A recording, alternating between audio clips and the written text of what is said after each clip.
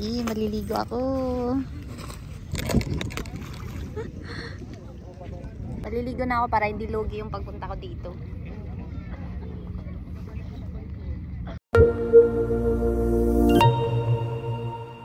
Maliligo kami ng dagat. Gabi na, mag-10 na. Sine-check na naman niya yung oil kung malinaw pa sa sa mata niya or malabo na. May lakad na naman. Busog kasi yan siya kasi kumain kami doon sa dampa. Kasama namin si Jana. Mga alas 3 kami nagkita ni Jana hanggang alas 7. Tapos namalingki lang ako. Nagluto pala ako para baon namin tomorrow ng ano niluto ko? Adobo atay. Adobong atay. Yun ang naisip ko bura lang kasi 9 dirham. Tapos pagkatapos magluto, nagkaya ako maligo ng dagat. Naantok na siya. Naantok ka na? Naantok na siya. So magti-10 pa naman, wala pa namang 10. 9:42. Maligo kami ng 1 oras. Tapos babalik kami ng 11. Yan ang beauty ng Karama. Oh. Yung Karama ay ang dito. Tapos doon yung Burjuman. Sobrang lapit lang. Ganda. Diyan ako dati nagtatrabaho before doon sa pinakadulo. Mura lang yung mga salon dyan. Tingnan mo, ginawang pedestrian tong itong mga pasaway talaga itong mga to. Mura lang yung mga salon doon banda. Dito mura lang din. 100, dami nang gagawin like magpa hair spa, manicure pedicure, yun nakapackage na yun. So pagurat siya. Compared dyan sa amin, dyan si may spinning on. Yan. Dyan sa amin kasi yung 100, lang, yung isang service lang like buhok. Pasok na naman tomorrow. Papasok na naman din siya tomorrow. Iniisip na naman niya yung mga aso. Iniisip na naman yung mga aso. Liliguan niya. Ang aggressive na aso. Na? Iniisip mo na naman yung mga aso na? Na? Nahiyayan siya kasi nagbablog ako. Hindi yan makakausap. Sabi mo hindi ka mahiyang sabihin mo na nga. Sino ka usapin ko dyan? Yung vlog. Hello vlog. Nahiya na naman siya. Wala ka nga. Dito na kami. Nagpa-fog yung niya, salamin niya. Kasi sobrang lamig ng AC niya. Tapos medyo mainit na sa labas. Naghahanap kami ng parking. Kasi nga, libre parking na ngayon. Yes. Ay, dito labi Ito. Liligo din. Diyan na lang. Maliligo din. Madaming maliligo ngayon kasi hindi malamig. Ayan Yeah, I'm so excited. Or sa unahan.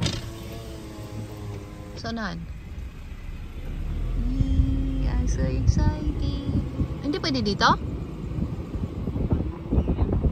Ay, hindi parking yan. Dito. Ayan, kaya mo yan lagi. Hirap kasi siyang mag-park pag ganito. Pag ganitong parking. One take mo lang yan, no problem. Support kita dyan. Wala kasi siyang yung camera sa likod. Makapag-swimming kami ngayon. Parang madaming taong nagtatambay dito ngayon. Tingnan mo sa likod, baka mabangga mo na yung nasa likod Kaya mo yan labi, wala namang nakatingin. Ako lang Or, gusto mo lalabas ako? Yan. Kaya niya yan, of course. Parang gusto ko maligo talaga kasi hindi malamig. Medyo warm, hindi din mainit. Medyo warm lang. Matitigo ako ngayon. Ay, galing nga, nakapag-park nga ng maayos. Nasa mood siya ngayon.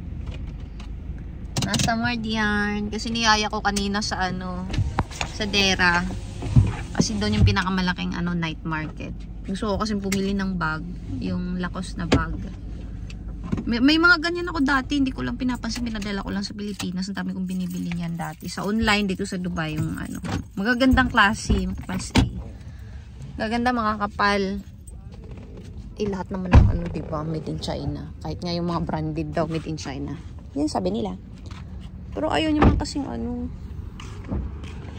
kukunin ko na yung bag ko. Dalhin ko pa pong bag ko. Ha? maliligo ako. Wag na. So, mani na lang. Yan nga, niyayaya ko yan sa kaninang pumunta ng Terra kasi bibili nga ako ng bag. Dito na. Di ba ang ganda? Kaso, ayaw niyang pumunta kasi ang dami ko na daw bag. Magdagat na lang. Yan, pumayag siya sa dagat. Omsukim pala talaga to. Night swimming. So dito kami, may mga Arabic dito nagtatambay. Sarap ng panahon, grabe. Yes. Hindi na niya dinala yung ano. Yes. Diba? Merong mga ano. Yan, ganda.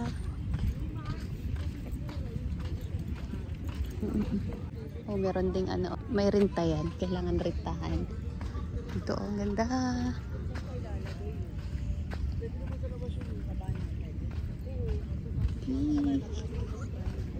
Ganda. Dapat doon tayo. Curve dito eh. Ha? Parang may amoy. Ha? Kaya nga doon na lang. Bakit?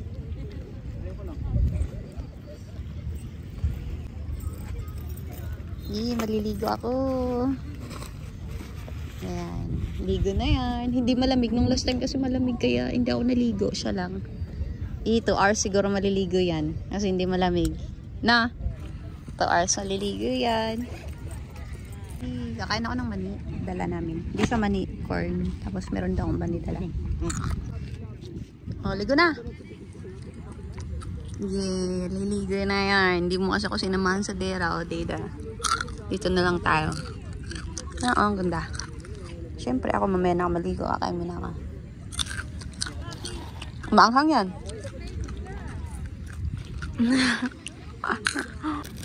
Ayan yung kinakain namin kagabi. Mani. Ayan hindi pala kami nakapunta kala Jana. Ay kay Jana kanina. Sa bahay niya kasi nga. May amoy labi no? May something na parang ano. Ha?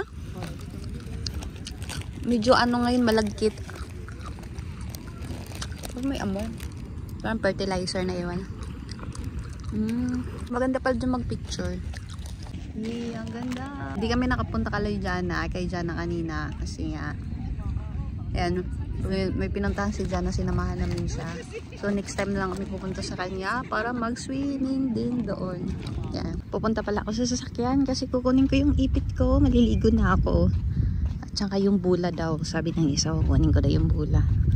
Aning kayo maglalaro siya sa dagat. Ang kagandahan din pag may sasakyan kasi nga makakapunta ka kahit saan. Kagaya ngayon, di ba makakapunta kami dito anytime. Ay, may liguan din pala dito. Kasi pag walang sasakyan, magkano kayang papunta dito? Gagastos ka ng 50. More than 50 back and forth. Ayan, ang bula daw. Gusto to ni Dong. Wala namang hangin. Yan na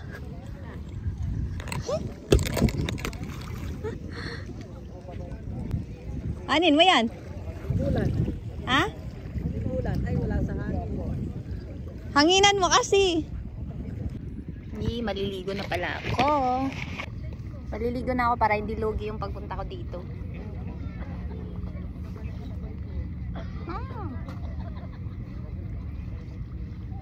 Ayaw patanggal na isa yung short ko. Yay, nakapagligo din sa wakas. Sarap ng panahon. Time out. Kakain ng chichurya.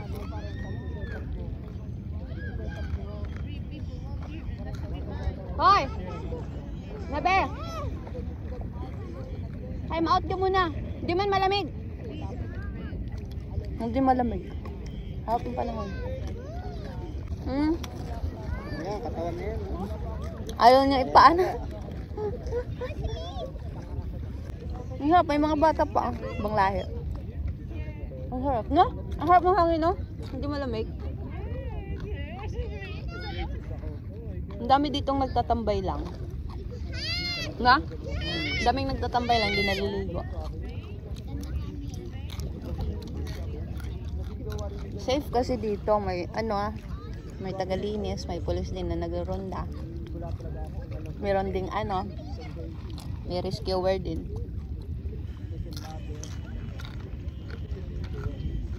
Napagod sa kaglangon.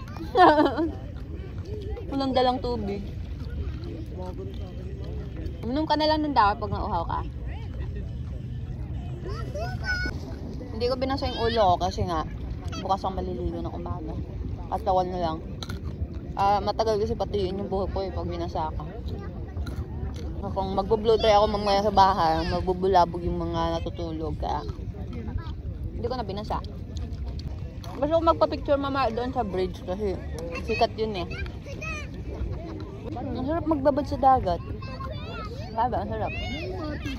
Layain ko sana si Marimar yung dagat kaso lang maaga yun natutulog kasi maaga na gumigising. Na? Pero mga 11 uwi na kami. Na? 10:45 na pala. Nabasa ko yung relo ko. Kailangan ko ito basahin ng Pero water resistant naman daw ito. Kailangan ko basahin ng tubig yan. Saka kalawangin na. Pero yung sa'yo hindi kinakalawang. Amoy fertilizer talaga. Ngayon lang ito nangangamoy ng ganito na. Dati wala naman. Or extend na lang namin. 12 na lang tayo uwi. 12 na lang tayo uwi. O 11:30. Bahala na daw. Pero low tide no? Mababa yung tubig compared before. Pero ang sarap ng panahon, tama-tama lang, hindi malamig. Kasi pag malamig to, hindi ako naligo. Ayan Mamaya magpa-picture ako doon. Yan sa bridge na yan. Yung pinagtambayan nila. So mamaya na daw ako magpa-picture doon kung wala ng tao. Hindi nga nauubusan ng tao dyan, labi. Uwi na si Madlang People. Anong oras na ba? Anong oras na? 11:30. Bye-bye, dagat. Ha? Bit-bit. Mag-aano kami dun. Magbabanlaw. Okay, uuwi na. 11:30. Not bad. Sarap ng panahon. Parang gusto kong bumalik after 3 days. Sabi naman yung sa okay. Mababa kasi yung dagat. Tapos parang feel ko medyo makati siya kasi nga hindi siya low tide. Pag high tide yung maganda. Tapos may restaurant din dyan. Or parang mini mart or restaurant, something na ganun. Siyempre medyo mahal yung price lang kasi nga nag-iisa lang siya dyan. Yan parang yan eh. CR? CR. Ang social ng CR nila. Basta may something dito eh. Restaurant.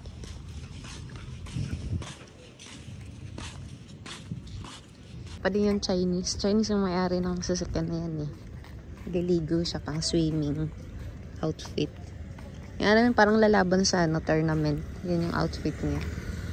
At ito yung sasakyan namin. Tanggal na ni Dong yung tsaka yung bra ko. Tinanggal ko din. Hindi na ako nagbra.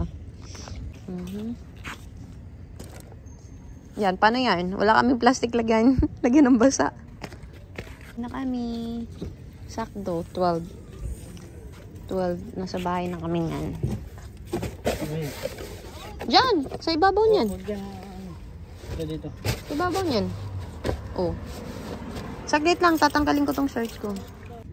Gamit na gamit yung ni Jana, yung upuan niya. Yung laging binibitbit namin, hindi na kami nagbitbit ng ng banig kasi wala naman kaming mga dala-dalang pagkain. Tapos kami lang naman dalawa. Yung banig na yan pag may mga daming kasama. Para may nakakaupo. Wala akong dalang pang ibaba, panty lang. Kaya okay lang kasi hindi naman ako maglalakad sa labas. Diretso naman na sa bahay. Yan, towel na lang. Wala akong pang ibaba. Kala ko nadala ko yung isa kong diretso na dress. Wala pala. Uwi na kami kasi nga magti-12 na. Nabasa yung buhok ko kaunti. Pero at least hindi masyadong basang-basa. Yay, uwi na. Tingnan mo, nakatawil lang ako. Wala pala akong pang ano, wala pala akong short dala. Sa init, nag-fog yung glass. Ayun, pinaano nito. Uwi na kami. Ayan o, 11, 20, 27. Kala ko 11:30 na, 27 na pala. Diba? Ang sarap sa kaysa manood lagi ng drama. O di, nakapagdagat, inanasok niya yung katawan. Ang dami niya kasing kati-kati sa katawan. Nakapagbanlaw na din kami, hindi na kami magbabanlaw sa bahay. Ang sarap din ng tubig, no? Masyado siyang warm. Para kang na-therapy. Parang gusto ko after 3 days, balik ulit tayo, nabe. No? Pero sana high tide para hindi malagkit yung dagat. Mas convenient talaga pag may sasakyan. Ang mahirap lang naman sa sasakyan, no, pag masiraan, no? Tapos ang dami mong ipapagawa. Yun lang talaga yung mga maintenance. Pero yung mga ibang maintenance kaya naman na niya. Basta hindi lang yung worst na na aayusin. Okay lang naman. Ay, ano yun? Ayaw upuan. Sa gaas naman, okay lang yung gaas. Hindi naman masyadong mahal, no? Sa parking, oo. Medyo maano yung parking nga. Kasi 200. Tinaasan naman siya ng manager niya ng 200. So, yun na yung pang-parking niya. bago lang siya tinaasan ng niya.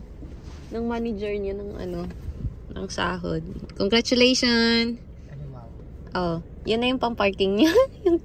yung tinaas ng bago lang siya tinaasan, 'di ba? Bago lang, no? Mga ilang ngayon na yata na buwan, tinaasan siya. Nabawi mo na yung pang-parking mo. Kasi gano'n naman din kasi yung gastusin namin pag siya commute. Pag nag-commute siya, magkano yung gagastusin niya? Mga 300 plus, no? Tapos minsan pag Sunday late magsara yung mag-open yung metro. Nagta-taxi siya. Tapos bus, so doble yung gastos niya. Ang taxi kasi minimum dito, hala, hindi pala ako nakapag-seatbelt, labi.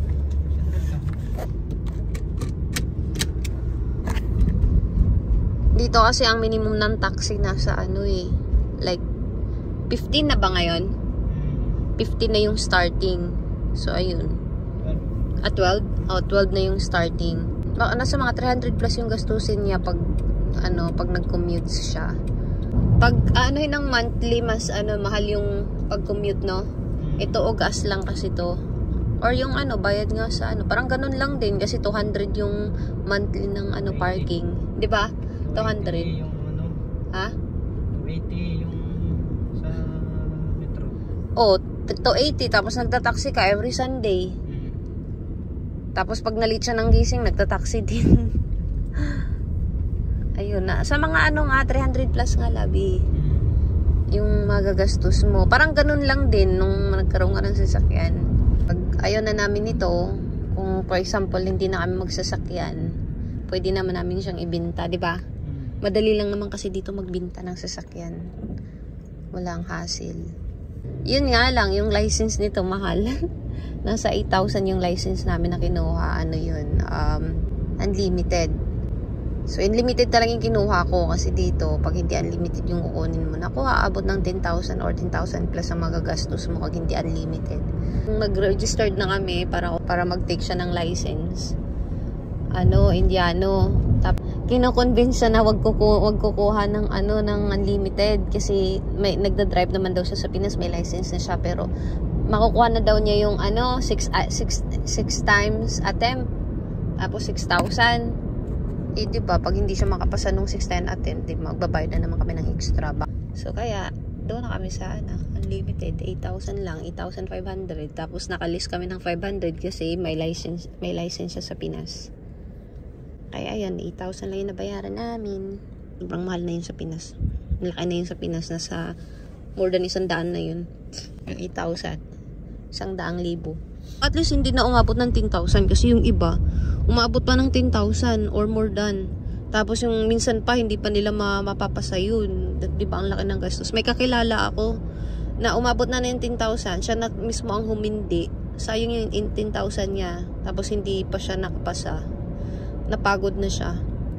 Sa kakaaral, hindi pa, bagsak pa din siya. Babae kasi yun, kaya ginibap na niya. Sayang yung gastos niya. Hindi niya pinagpatuloy kasi pagod na siya sa kakatig. Pero at least ngayon, hindi na siya pagod mag-commute. So, nakaka-uwi na siya sa bahay ng maaga kasi nga Kasi sa metro kasi siksikan, tapos nakatayo pa siya lagi. Tapos mga isang oras din yun, no? Mga 40 minutes siyang nakatayo. Tapos siksikan pa. Nakauwi na siya ng maaga. Nakakaluto na siya minsan. Nakala ko nga siya na laging nagluluto eh. Pero hindi pala din. Ganun din, nagluluto din ako. Nakakapagluto din ako lang ng madalas. Hindi lang siya. Uwi na. Sarap ng tulog nito mamaya.